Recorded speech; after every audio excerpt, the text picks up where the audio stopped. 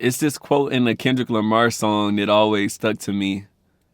At the end of a song, he just like talking. Cloud nine, and he's saying like, I'd rather not live like there's not a God and die. I'd rather not live like there's not a God than to die and find out there really is one, man. And that is a quote that really stuck with me ever since I was like a little kid, bro. Not a little kid, but like 15, 16, 17, however old I was when I first heard that song. And it's like, dang, that is so true, man. So for the longest time, like I didn't believe in God. I didn't believe in Jesus. But that quote, man, is really like life changing.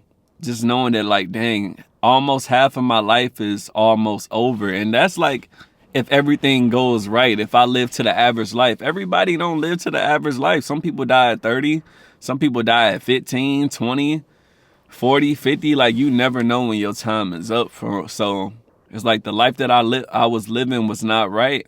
I was indulging in all type of sin, indulging in my lust, indulging in alcohol, drunkenness, indulging in weed, indulging in sloth, being a sloth, and indulging in gluttony, indulging in my pride, all of these things that God lists as deadly sins, bro. I was living in it and just living life for myself, living life with no faith, with no purpose, with no care about what happens after here, man.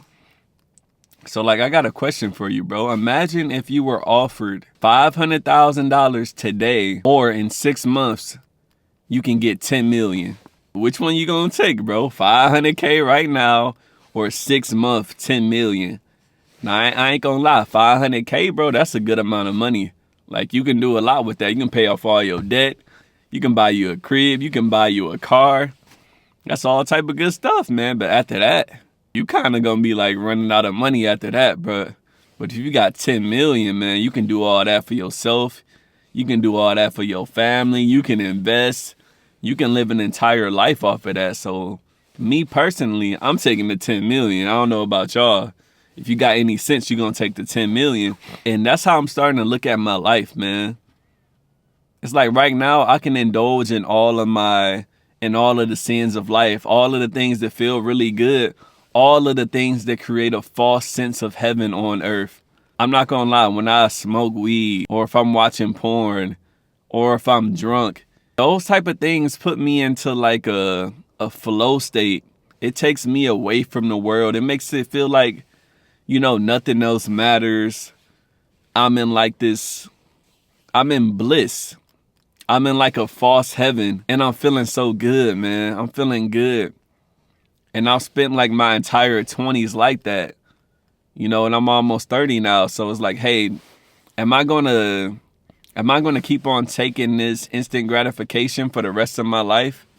Even though these things are probably going to shorten my life, you know, if I'm smoking weed every day, enjoying this false bliss, like at the end of the day, whether you think weed is bad as cigarettes or not, you still smoking, you still inhaling stuff, you still taking in carcinogens and all of this stuff. So that's going to heighten your chance of all type of diseases.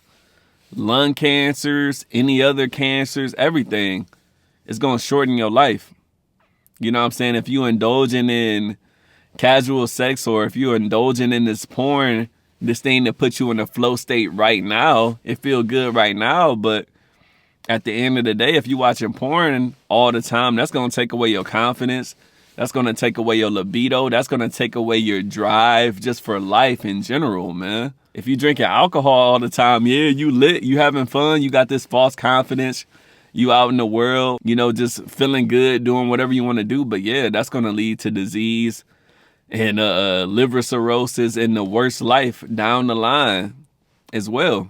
So it's like, dang, do I want to just continue going down this path that I've been going down for my entire 20s? Or do I want to take a different approach? Do I want to choose God, bro? Because, man, I was so against the Bible, even though I never read it, bro. I was just a kid. You know, my parents was telling me, yeah, we used to go to church and stuff. They used to tell me I need to believe in God. I need to get baptized and all of this stuff. But honestly, I don't feel like they did like a good job of setting the example or explaining it well enough to me.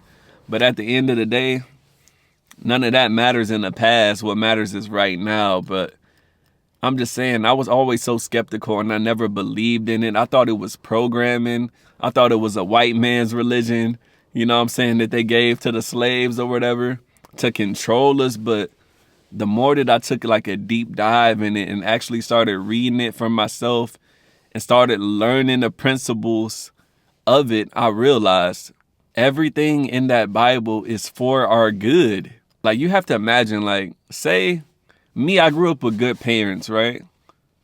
They would never purposely guide me in the wrong direction. They always were going to tell me the things that were going to, make me have the most security in life. They told me to go to college and all of these things. Even though I didn't want to do it, they were telling me it for a good reason, so that I can live a good life, so that I can be able to take care of myself and all of these things, right? So think of that. Think of like having good parents guiding you in life. Now think of that times a million. That's what the Bible is. God is our parents, and God is our parent. He's our Father. He's our Lord, and He's guiding us with the Bible. Like, I used to think, oh, they just trying to control me, man. I just want to live my life. I want to do what I want to do. Not knowing, bro. A deep realization that I had is that, like, most of the problems in my life that I encountered was because I wasn't following Him. And when I look around at people in my life and look at their problems, 99% of their problems stem from not following Jesus, not following the Bible, not following, don't have sex before marriage. Like, think about it in your life. Think about people in your life, or maybe even you. Your life is probably 10 times worse because you haven't been following those rules. You might have got a girl pregnant. You might have a baby that wasn't planned. And now you're in a stressful financial situation where you just got to work, pay for the kids. You have no time for yourself because you didn't follow God. Like, think about, you might have a car accident. You might have a DUI. It's because you drinking alcohol, bro. God told us we not supposed to be drunkards. We not supposed to be doing this stuff, but we do it anyway. And then we wonder why we got all of these problems in our life. And then we got the nerve to blame God. Oh, God, why you let this happen to me? It's because you wasn't following the rules, bro. The rules are not to make life bad for us.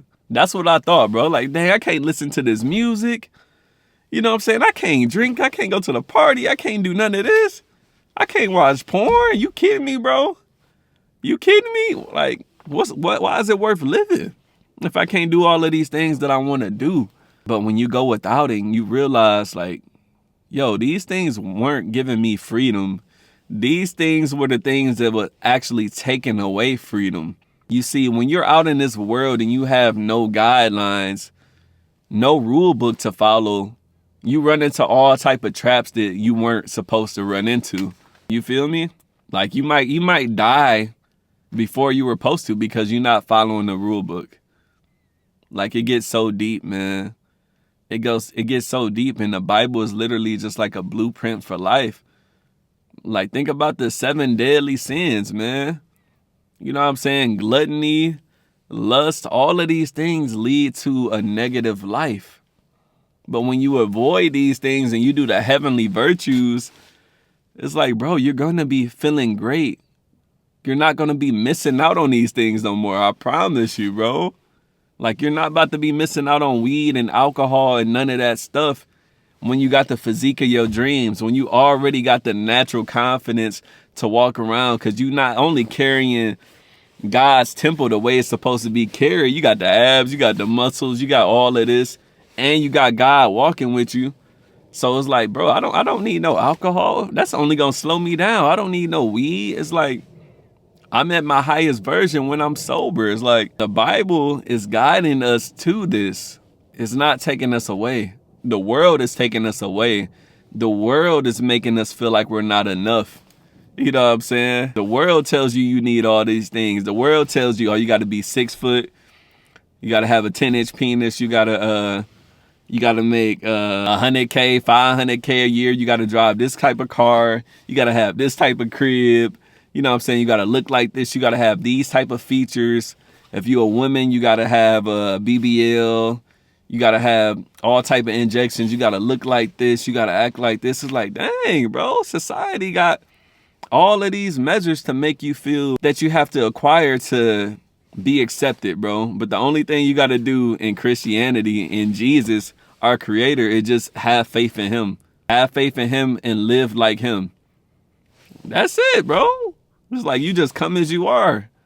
Come as you are and accept him and you good, bro. Society is the reason why you feel like you're not enough.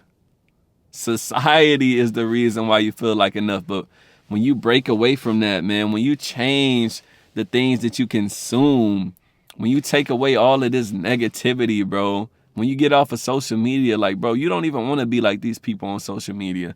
These people on social media, a lot of them, they ain't got no soul, bro. Their only purpose is to trying to get attention or money.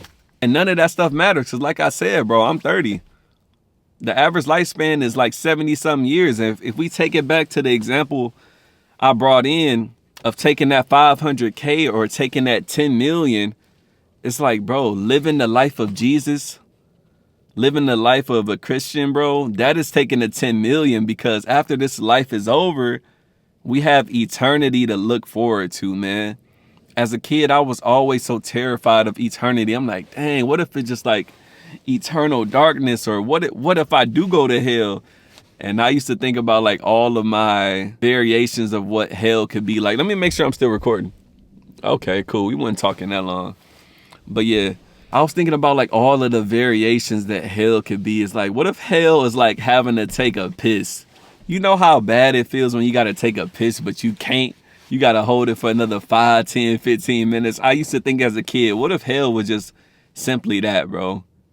Like, you have to piss for eternity and you can't get rid of that feeling. Like, that would be literal torture, bro. Or what if you are literally burning in hell and you just enduring that pain for eternity? You know what I'm saying? Or what if it is eternal nothing? You know what I'm saying? But what if we choose God and Christianity? You know what I'm saying? Honestly, I haven't even got that far in the Bible to tell y'all what they said it's going to be, but I know it's going to be blissful, man. And right now on earth, it feel like, damn, I got to give up all of the things that I love. But I feel like if God gave us this beautiful earth, man, he created the trees, the sky, the oceans, nature, all of these things that we enjoy. He also created sex. You know, we all love sex and all that, right? So I'm thinking like, I used to have like a vision of heaven that would just be like, I don't know, just super holy and just like, I don't know, not enjoyable. Like we have to put on an act or something like that. But bro, God is the creator. God is perfect. Like heaven is going to be amazing, bro. Even if we can't fathom it, we can't just because we're humans, bro. We're just mere humans. We can't know how it's going to be. But if you put your trust and faith in God, I ain't gonna lie, it's going to be lit. It's going to be fun. It's going to be amazing. Like imagine being able to see your family members that passed and be able to hug them again, be able to enjoy things with them again. Like that's my vision of heaven. And it's like, all we got to do is so simple. It's so simple to get there, man. Let's put our faith in God. Let's live like him. You know what I'm saying? Because this life is so short. I already went through 30 years, bro. So the next 30 is probably going to go by even faster, man. Just like our parents say. My parents in their 60s, almost 70 now. And it's like, dang, I don't feel that old. But it's like, bro, the time has went by. The time has went by and it's never coming back. So it's like, why not forget about that $500,000, bro? Forget about that instant gratification. The thing that's going to bring us pleasure today, because the tomorrow is so much longer. The tomorrow is eternal, bro. It's eternal, man. So give it up, bro. Give up sex before marriage. Give up porn. Give up weed. Give up gluttony. Take care of your temple, man. Get outside and exercise. Eat the right thing. Stop eating when you're full, because I'm just learning gluttony is a deadly sin. And God sees all sins as the same, even if it don't make sense in our eyes, bro. So if you stuff in your mouth, bro, you stuffing your mouth with food, even though you full, just because it tastes good, bro, that is a sin. That is a sin. God doesn't want you to do that. And that's such a positive thing. We might see it like, dang, I can't eat my food. But look what happened when you overdo the things. Like, bro, you get sick, you get fat, life gets worse. God is telling you to stop. Why? So your life can be better. Now you eating for fuel. Now you feel good. Now you get energy. It's like, bro, God just wants us to live a good life on earth. Praise him, worship him, live a great life on earth. And then, bro, live eternity with him, having a blast. Like, that's all God wants. You know, I know the temptation is so strong. The pull is so strong in this world. But if you keep in your mind, bro, like, if I take this cookie right now, bro, it ain't gonna be no cookie later. That was probably a trash analogy, bro, but my bad. I couldn't think of nothing. I couldn't think of nothing, but for real, man. So it's like, man, I remember I was trying to just get into reading. I was picking up all these books, all these self-improvement books, man. The Bible is the only self-improvement book you need, bro. The Bible gives you all the gems, give you all the cheat codes to life. You just got to read it, bro, and use ChatGPT, bro. Use ChatGPT to help you know what they talking about. Because sometimes I'll be reading, I'm like, what that mean? Because, you know, God speaks in like parables. He gonna tell you a story and everything has layers and different meanings. So he got bars, honestly, to put it like that, man. If you like rap, you like listen to people like Kendrick or something with like deep bars, just know Jesus got the deepest bars of all. So, yeah. I don't know what this video was really about, but try to avoid the fake heavens, man. The fake heavens of this world.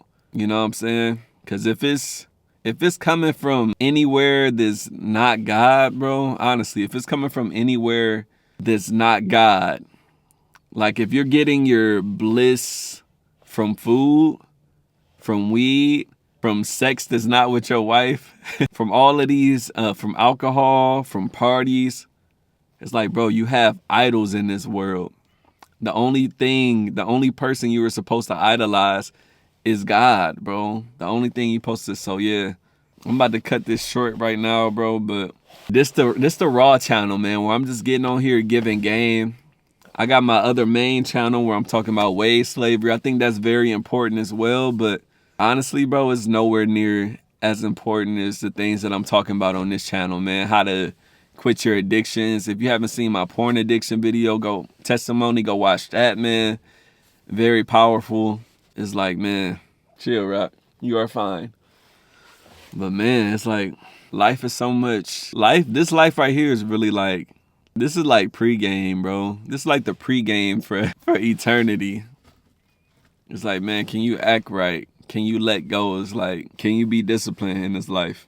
It's very simple to do, but it ain't easy. So I'm gonna leave it right there, man. It's just a little rant. I don't know what I'm gonna name this video, but it's going up for sure.